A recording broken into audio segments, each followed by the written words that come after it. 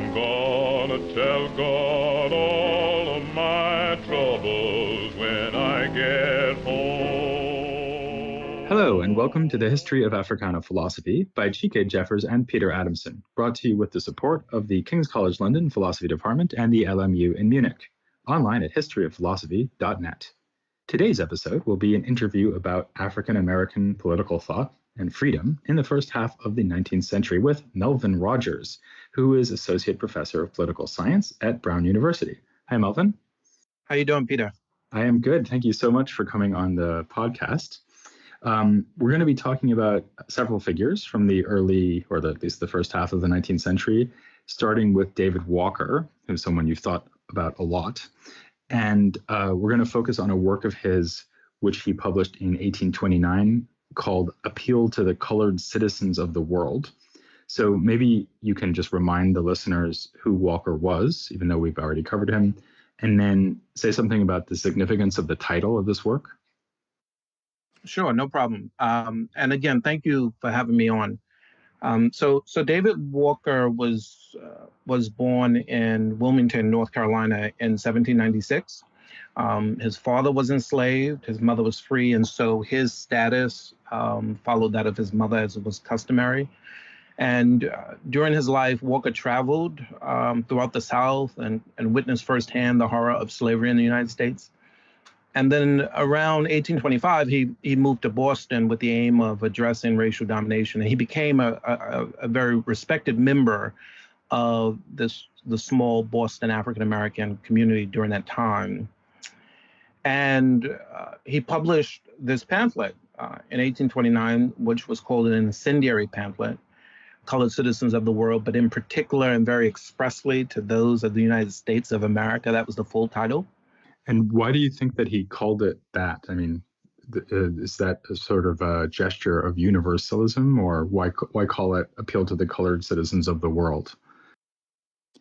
Yeah, so I think there's a couple of things going on with that title that's actually quite interesting. So the first thing to note is that he's using the word citizen at a time where it was actually very difficult to imagine, let alone see, Black people in the United States as citizens. It seems to me Walker means to suggest that the citizenship of colored people is not dependent on formal constitutional recognition, which is how we normally think about citizenship, that there's some polity that affirms your stand and accords you with rights and privileges. The second point about that title is that if citizenship is not dependent on constitutional recognition, then what is it dependent on? And I think the answer comes from another word in that title, and that's the word appeal. So typically when we're appealing to someone, we are turning to a higher authority to issue a judgment, regarding some grievance that we're experiencing. And so Walker essentially is suggesting that Black people are their own authority. And by virtue of that authority, they are citizens. And I think finally, this idea of citizenship, colored citizens of the world, suggests that insofar as it's not dependent on constitutional recognition, and insofar as one's citizenly standing comes about because you have the authority to judge the conditions you find yourself in, Walker thinks that it is possible for him to speak of colored citizens of the world. Okay, that's really interesting. So it's almost like being a citizen is some kind of naturally given status rather than a status that's artificially conferred upon you by the state under which you live. Yeah, right. I mean, when we think about, let's use the legal idea of the judge, and we make an appeal to a judge. Essentially what the judge does, he or she will hand down a judgment. And so if you sort of extend this to ordinary everyday persons, Walker is essentially saying, to the extent that Black people have the ability, the capacity to judge, they are, by that fact, an authority, and that is the ground of their citizenly standing. And that's a capacity that we all have, and thus it's possible to speak of colored citizens of the world. Yeah, I just said that the status of the citizens is given by nature, but maybe it would be right to say that it's given by God, because actually in your work on Walker, you mentioned at one point that he writes with a prophetic voice. Mm-hmm. And there is a kind of religious tone, at least, to the way that he writes. Do you consider it to be a religious text? Do you consider that idea about citizenship to be a religious concept? When I say that Walker sort of speaks in prophetic voice, I mean, essentially what I mean is that he speaks in the voice of agitation and alarm, right?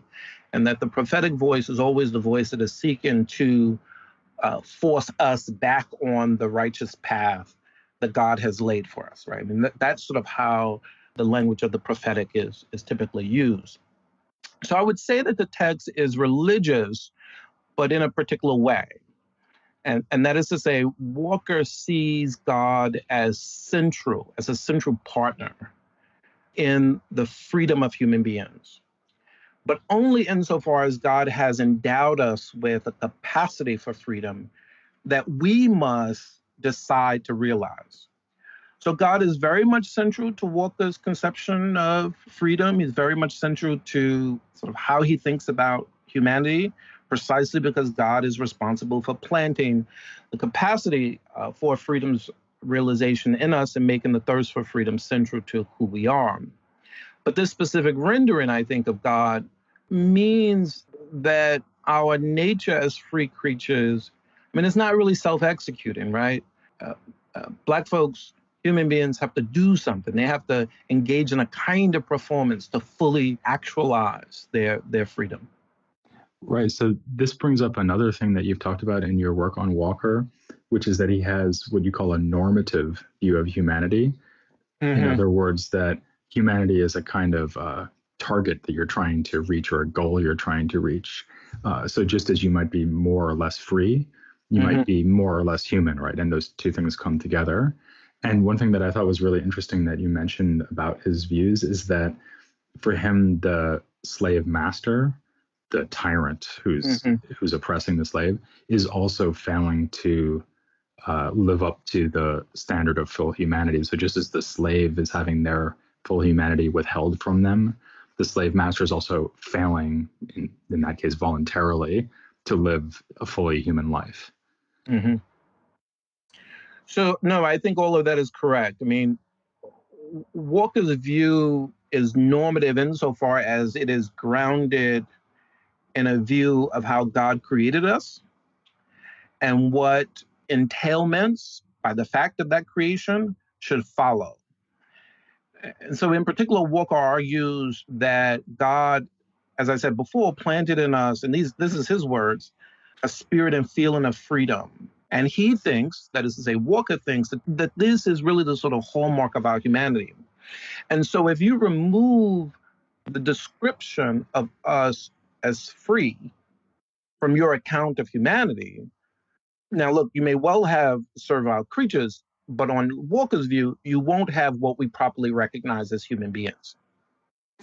And this description of our freedom also turns out, I think, on Walker's view, to be the basis of our equality. That we are free by virtue of being created by God is also the source of what makes us equal. Now, if that's the background view that you're working with, and if you're armed with this view, Walker thinks the tyrant stands in violation, not only because he or she denies in others what they rightfully recognize in themselves, but also because they presume a superiority denied to them by virtue of how they are created.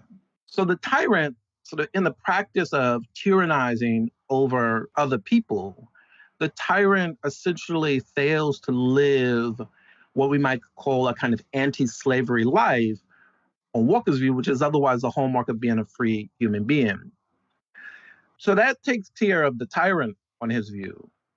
But the enslaved person, he thinks, is also failing to live an anti-slavery life because the enslaved person fails to honor really what freedom demands under conditions of domination, namely that you take responsibility for your life and you fight to resist those that would deny your freedom. Right. And this all is not just like a straightforward appeal to God's law, like you're violating some kind of strictures that have been laid down in the Old or the New Testament. And it really goes through this substantive idea of what it is to be human. And the thought here is that what it is to be human is to be free and not to take freedom away from other people. Yeah, I think that's right. I mean, the other thing about Walker's argument is that it is really sort of dependent on us embracing this particular picture of the world. I mean, he says at one point in his pamphlet that, look, he's laid out his argument, and if you're unmoved by it, he will have nonetheless done his duty to God and to himself and to his people. Like, he's very clear about that. So what Walker is really trying to get his audience to do is to sort of adopt a certain kind of view of themselves.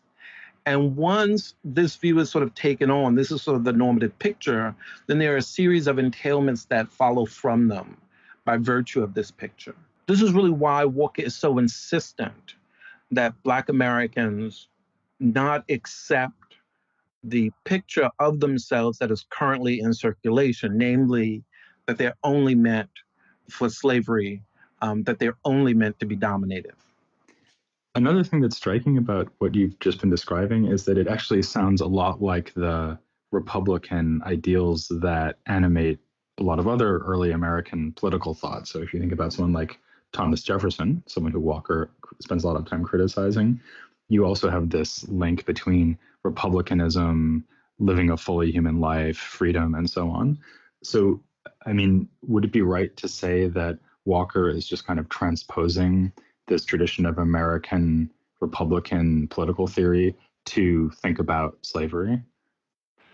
Yeah, I mean, I think that would be right with one caveat that the transposition actually involves a transformation of the meaning of republicanism. So if we sort of back up for a moment, if we think about the tradition of republicanism, it's a rich and long tradition, and it has Greek and Roman roots. But at bottom, I think there are sort of two primary features of this tradition that's worth mentioning before saying a word about Jefferson and Walker. So the first element of this tradition, I think, places an emphasis on the importance of character and civic virtue. Questions such as who are we as a political community and who ought we to be as a political community are thought to be questions with which a Republican polity must grapple. And the reason is because the sort of vitality and the stability and really the longevity of the polity is thought to depend on proper behavior of citizens, the sort of proper orientation of the citizenry. And that orientation, and your audience may recognize this, that orientation must be able to place the needs of the community over one's own private needs, and to see really in the elevation and security of the common good one's own flourishing. And so character becomes quite important, and it becomes the foundation from which good laws and good institutions follow. I think the second strand of this is just simply a story or Republicanism's notion of freedom. On a Republican understanding of freedom, you're free just to the extent you're not at the arbitrary mercy of another. And for Republicans, this is you're not a slave, right? You're not, by that fact, being dominated. And so what I think is important about this second strand of Republicanism is that the way you sort of secure freedom is by having a kind of constitutional order that can constrain those that would engage in arbitrary power, and by making sure that that institutional structure has spaces for people to contest when they think people are in positions to use power illegitimately. So those two strands, I think, are the two strands that someone like Jefferson and Walker interact with.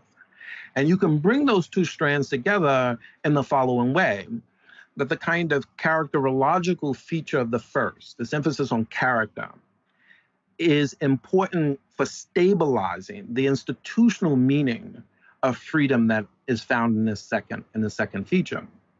Now, this is a kind of long and extended answer, but it seems to me that Walker engages this in two ways.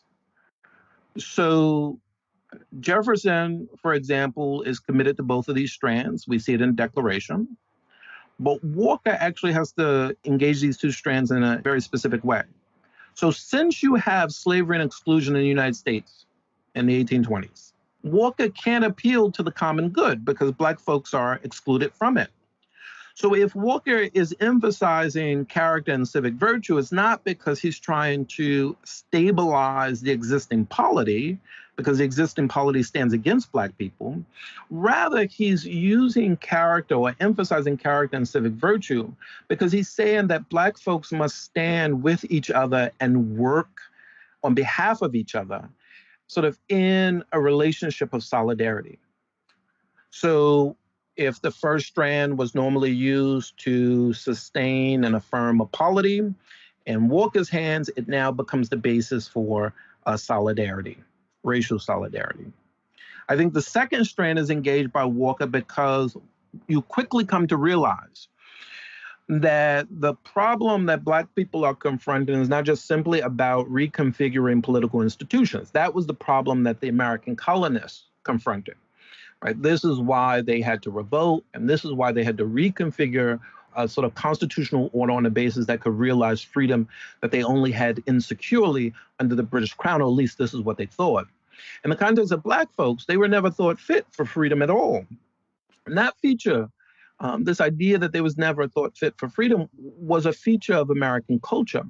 So if you're going to secure freedom, if you're going to protect Black folks from domination, then it can't just simply be because you reconfigure the institution. It has to be because you actually transformed a culture in which Black people were thought only ever fit to be slaves. So that's a long, extended answer, but I think that this is the way Walker interacts with the tradition of republicanism and transforms it. Okay, yeah, that's really interesting. We could spend the whole time just unpicking everything you just said, I think, and maybe we can also see why people in the 1820s found this so incendiary as well. But rather than doing that, I did want to get on to talking about another couple of figures we've looked at in the recent episodes, namely Maria Stewart and Hosea Easton. Mm-hmm. So first of all, what do they have to do with David Walker, if anything? I mean, are there intellectual ties between these three figures? So both Stewart and Easton knew David Walker. Stewart is quite explicit about her admiration for Walker's appeal and the work that he did on behalf of Black people. Easton is not so much explicit about his connection to Walker, but there's no way to read Easton's 1837 treatise and not see the sort of imprint of David Walker's earlier appeal. Okay, so now taking Stewart first, Maria Stewart. Mm-hmm. She is obviously a Black woman, unlike David Walker. Right. Do you see her as drawing attention to the plight of Black women and their need to achieve freedom in a way that Walker didn't? I mean, could we say that in a sense she's like extending the case he made, but then pointing out that we also need to think specifically about Black women and not just Black people in general? And I think it's right in a very specific sense that involves both, again, a kind of extension and revision.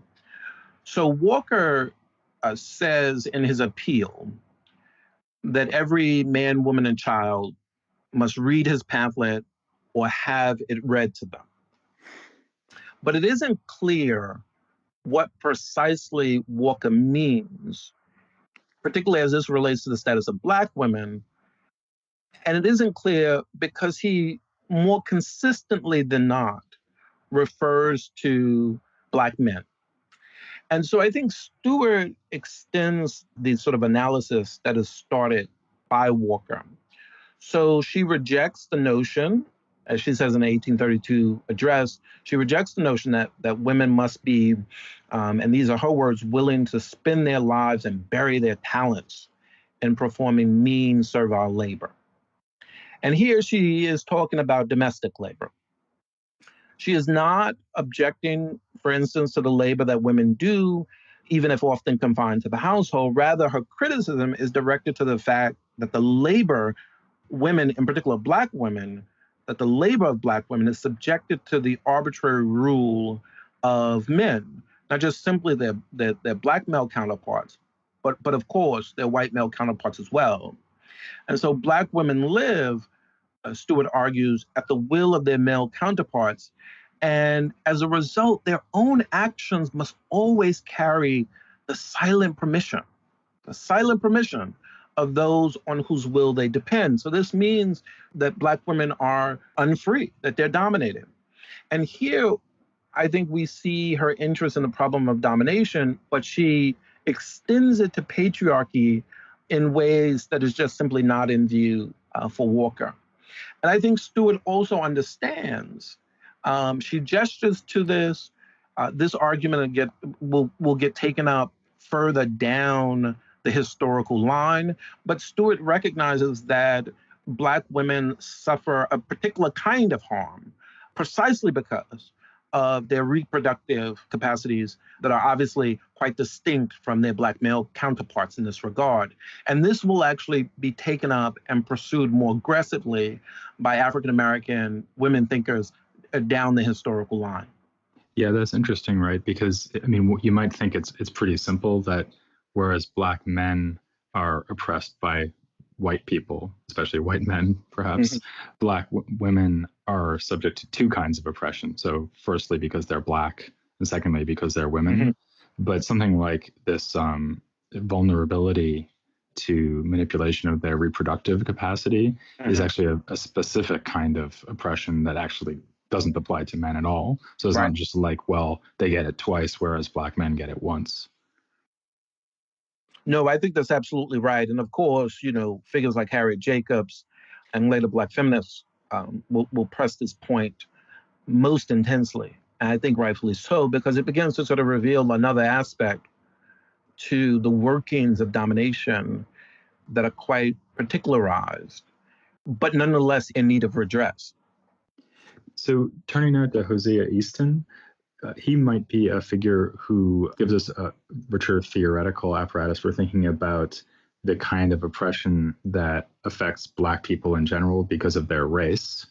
And in fact, one scholar has called him the first African American to articulate a systematic theory of race.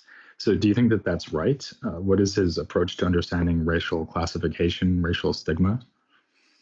So the scholar in particular is Bruce Daines, and he does this in his wonderful text, A Hideous Monster in the Mind, which is an intellectual history of race in the context of the United States. In Easton, I think it's right. We get a systematic and I think worked out idea of racial prejudice that is presupposed by Walker's account, but not philosophically pursued. And I think you see the difference between the two. I mean, that Walker's text is a pamphlet, and Easton refers to his text as a treatise. And that helps us understand the more systematic nature of the second of the two texts. And so in relation to other African-American thinkers during the time, the word prejudice was regularly being used to describe what Black people were experiencing. But I think it really is in Easton where we come to understand that the sort of negative connotations associated with Black Americans, Black people, really suffuse the culture of American life and really shape the sort of social and psychological horizon in which both Black and white Americans grow and learn. And these negative connotations, although often tracked by the difference of skin color, are not dependent on skin color. And this is something that Easton insists upon in his treatise. And nor are these negative connotations dependent on legal distinctions, such as the slave and the free. So it is not the case that sort of free Black Northerners, putting scare quotes around free, it's not the case that they are free from the problems associated with prejudice. So Easton is very insistent on getting his audience to understand that these negative connotations, that they can follow and he puts it this way, he says they can follow its victims in every avenue of life. And that these negative connotations can even live on long after the institution of slavery has disappeared. And really what Easton is suggesting to us is that the idea of Blackness, what we can literally see and what we imagine to be in one's blood, right, the idea of Blackness is really a marker in this period of disgrace and dishonor. And it's a mark of disgrace and dishonor that nonetheless and significantly shapes kind of social and epistemic context that we readily rely on, or that those in the 19th century readily relied on to make judgments about Black people. And of course, we can, right, one should be able to sort of hear this quite clearly and powerfully precisely because it's something that's still with us today, right? But Easton was saying this in 1837. Yeah, it's really amazing. In fact, just all three of them, like the kind of foresight or the prescience with which they express these ideas. Okay, that would be a good note to end on. But actually, there's one other thing I wanted to ask you, which ties these figures back to an earlier topic we discussed, and in particular, David Walker, because he was a subscription agent for the first Black newspaper in America, Freedom's Journal. And we've noted on the podcast before that one of the editors of that journal, John Russwurm, went from opposing to supporting the cause of colonization, in other words, like emigration to Liberia. And in fact, he left for Liberia in the same year that Walker published the appeal, namely 1829. So if this is actually exactly the time that the colonization controversy, which we've talked about in earlier episodes, were going on, I'm curious why Walker, Stewart, and Easton were so opposed to this project, given that they obviously had this very deep and insightful analysis of American racism, so they clearly knew what they were up against. Why didn't they say, yeah, let's go to Liberia like John Russwurm did? I think, the answer here is quite simple. A good deal of energy had already been spent on bringing the American polity to where it was in the 1820s and 30s. And to that extent, it was home. And it was more of a home to Black people than returning or going back to some African country or even founding a new one. I think another reason, and Walker is quite explicit about this in his pamphlet, he believed that the American colonizationist society was really interested in removing those Black folks who were agitating so that they could be left in the South with the slave labor that they had. I mean, this is the argument he lays out in the appeal. So this was not a genuine commitment to the freedom of Black people. Yeah, and of course, a lot of the people who criticized the colonization movement, they said precisely that this is just a way of removing the free Blacks who were causing trouble and leaving the enslaved Blacks to keep doing the work on the plantations. Yeah, I mean, and I think, Easton is often seen among this group as the most pessimistic. I think a number of folks who have written on Easton sort of see him in precisely this way. Part of what Easton wants us to understand is that because racial prejudice runs all the way down into the domain of culture itself, it often appears to be our first nature, rather than it appearing as it ought to appear, as our constructed second nature. And so part of the way to sort of think about what Easton is doing, even as he's telling us how deep racial prejudice runs, is to reveal to us the sort of constructed nature of it. And I would venture to say that he thinks by virtue of coming to understand the constructed nature of it, it actually provides us with the resources to understand that perhaps we can construct something otherwise. Of course, it will require us to do it at the very deepest level of culture itself. But I think that Easton is someone who thinks that it may yet be possible, but most certainly it isn't certain, but it may yet be possible. Okay, well, that's another good note to end on, and this time I'm going to take it. So I will thank Melvin Rogers very much for coming on the series. Thank you very much for having me. And I will invite everyone to join me and Chike next time, because we're going to be getting on to a really exciting topic by turning to Frederick Douglass, one of the most famous figures from this period in Africana thought or American thought in general. or maybe even 19th century thought anywhere. So that's a very exciting topic we'll be turning to next, right here on the History of Africana Philosophy. I'm gonna tell God all of my troubles when I get